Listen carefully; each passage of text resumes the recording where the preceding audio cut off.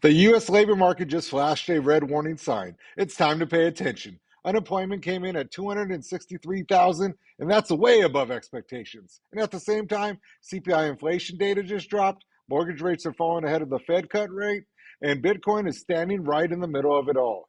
Family, this is one of those rare weeks where everything connects: jobs, inflation, housing, and hard assets like Bitcoin. So if you want to know where the economy is really heading and how to protect your portfolio, stay locked in because we're breaking it all down right now. Okay, what's up, family? It's Coach Masi, and you're locked in to the Daily Hodl. If you're serious about staying ahead of the curve and you're serious about your Bitcoin and financial news, hit that like button and subscribe. And I'm sure some of your friends might want to watch this later too, so make sure you send it off to them by sharing it. I appreciate it and thank you so much. So let's get to the no nonsense market talk. Let's get into it. Let's start with today's data. Unemployment claims just came in at 263,000, way above market expectations, from 220 to 230, 240 to now 260. That's not just a number, it's a warning siren. Here's why it matters. Job creation usually climbs slowly, step by step. Think of it like walking upstairs. Steady, sometimes tiring, but gradual. But when the economy turns south, job losses don't walk down the stairs. They take the elevator down, fast and brutal. We've seen this before. In 2008, unemployment went from healthy to catastrophic in a matter of months. Companies cut costs, they lay off workers, and suddenly you have a ripple effect across the economy. Less spending, weaker demand, and more business closures. It feeds on itself, and it gets ugly fast. And here's the kicker. A weakening job market doesn't just hurt families. It also shakes investor confidence. Wall Street watches unemployment like a hawk, and because of that, when the labor market cracks, the Fed gets forced to take action, and they're going to take action next week. I guarantee you they cut rates. At least that's what I believe. Now, tying this back to Bitcoin, during times of economic stress, investors historically run to hard assets: gold, real estate, and now Bitcoin. Why? Because when people lose faith in jobs, in wages, and instability, they start questioning the true value of fiat money itself. And Bitcoin, being borderless, decentralized, and capped at 21 million, is increasingly viewed as a safe haven when the traditional economy feels shaky. And it feels shaky right now. So don't just look at 263K as a number that people lost jobs. Look at it at the canary in the coal mine. If jobs are sliding and they continue to do so, the Fed will be forced to respond. And Bitcoin will be right at the center of that storm. Now let's talk inflation. Because the CPI report dropped today, and while the headline inflation is down compared to the last year's nightmare highs, it's still stubborn. It's sticky. It's like the guest who came to your house for dinner but won't take a hint. It's time to leave. They just continue to linger. For the Fed, well, sticky inflation is a nightmare scenario. Because on one hand, they don't want to crush the labor market, but by keeping rates too high for too long, even though they might have already done so. But on the other hand, if they cut rates too soon, inflation could flare back up and mess up their dual mandate of labor and inflation, and things could spiral out of control. You see, this balancing act is why the markets are on edge. Traders want the Fed to pivot, to cut rates and flood liquidity back into the system, but the Fed knows that one wrong move could reignite inflation and crush credibility. I mean, even today, you see S&P at all-time highs, even gold.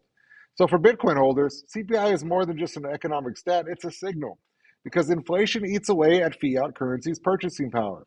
Every dollar you hold buys less next year than it does the year before. Bitcoin, on the other hand, it's capped, predictable, and immune to Fed's money printing. That's why it's worth more lately every year.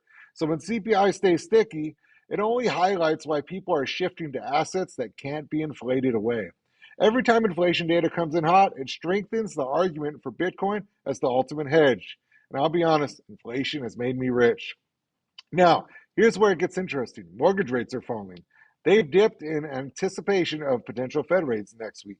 So, on the surface, this sounds great, right? Lower mortgage rates mean cheaper borrowing, more buyers, and a little relief for the housing market.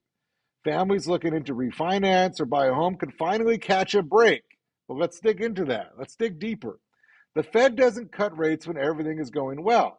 Rate cuts are emergency tools, usually. If the Fed is preparing to slash rates, it's because they see cracks forming, jobs slowing, inflation stubborn, credit tightening. Well, here's the angle for Bitcoin. Rate cuts are rocket fuel for risk assets. When money becomes cheaper, liquidity flows back into stocks, real estate, and yes, crypto. even though I hate altcoins. We've seen this before. The COVID crash, when the Fed went ultra easy on money, everything rocketed up. Even rents, right? Houses, jobs, they tried to pay you a little bit more, but it wasn't enough. So there's definitely signs that the Fed may be ready to pivot. And history shows that pivoting can bring volatility, but also incredible opportunity for Bitcoin, real estate, gold, and everything else. This brings us to the bigger picture. Why hard assets matter. Look around. The dollar has lost over 90% of its purchasing power in the last 100 years. Central banks can print at will. Governments can inflate away debt.